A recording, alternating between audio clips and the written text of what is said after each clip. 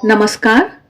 आइए सुनते हैं स्वामी विरजानंद जी की पुस्तक परमार्थ प्रसंग में दिए गए जप और ध्यान पर उनके कुछ विचार। महाराज बता रहे हैं कि कुछ दिन जप ध्यान करके ही मन में मत सोचो कि अरे इतना किया पर कुछ भी तो नहीं मिला। यदि बहुत दिन तक करके भी कोई फल प्राप्ति ना हो तो समझना कहीं ना कहीं दरार या छिद्र है जिसमें से सब कुछ निकल जाता है। अपना आत्मनिरीक्षण करके उसे ढूंढ निकालो और बंद कर दो, तब तो कलसी धीरे धीरे भरेगी, अंतर शक्ति और आनंद से भर जाएगा। मैं इतना करता हूं ऐसा सोचना ही महामूर्खता है, अहंकार का चिन्ह है।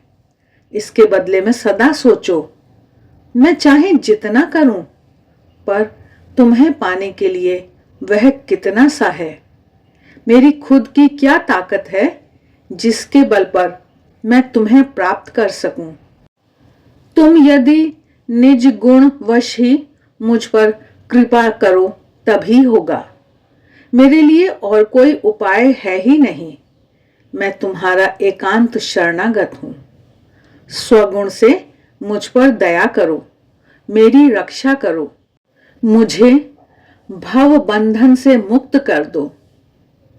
महाराज आगे लिख रहे हैं कि ध्यान जप का अभ्यास सब समय, सभी जगह और सब अवस्थाओं में किया जा सकता है।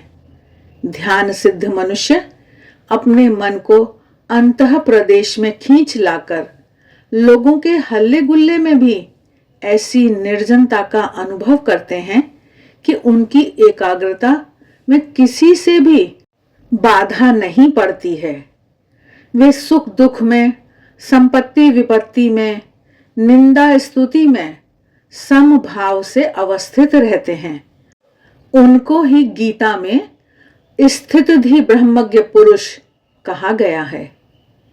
उसी तरह जप में जो सिद्ध हैं उनके प्रति श्वास प्रश्वास के साथ जप अपने आप ही होता रहता है, प्रयत्न करके नहीं करना पड़ता।